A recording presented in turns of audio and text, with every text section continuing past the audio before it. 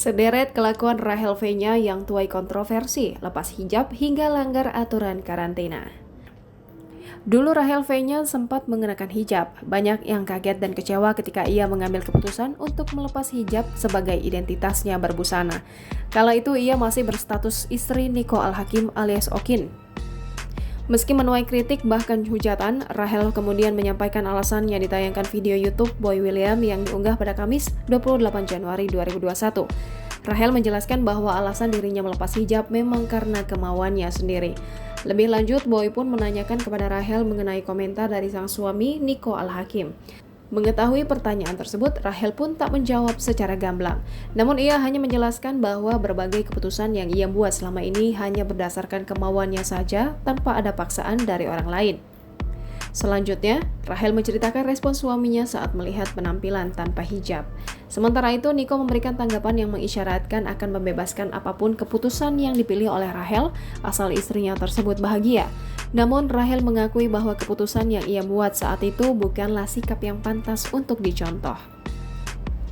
Tak hanya ketika 3 tahun pacaran dengan Nico Al-Hakim, mantan suaminya, tapi juga dengan Salim Nauderer, kekasihnya saat ini. Kemesraan yang dipamerkan Rachel ketika menjalin hubungan pacaran sering menjadi sorotan netizen. Namun ketika gaya pacarannya dengan Salim disorot karena dikhawatirkan mengganggu perkembangan dua buah hatinya, Rachel angkat bicara dan menjawab komentar-komentar netizen. Meskipun berjalan damai, perceraian Rachel V-nya dan Nico atau Okin di awal tahun 2021 sempat mencuri perhatian. Ini karena pasangan muda itu tak pernah terlihat cekcok dan selalu harmonis dengan kehadiran dua buah hati mereka, Sabiru dan Syafa.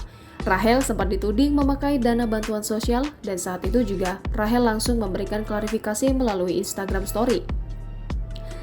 Dengan tegas, Rachel langsung membantah tudingan tersebut dan mengatakan sudah menyalurkan semua uang yang terkumpul melalui kitabisa.com. Tudingan selewengkan dana bansos itu berawal dari Rachel yang lupa mengunggah baju batik yang mengendorse dirinya. Saat itu Rachel sudah meminta maaf dan bersedia mengembalikan dananya. Namun masalah melebar ketika muncul pihak yang menuding dia menggelapkan dana bantuan sosial. Kabar terbaru dari Rachel V-nya adalah tentang tudingan yang muncul dari seorang netizen. Netizen tersebut menyebut Rachel tak menjalani karantina seperti seharusnya.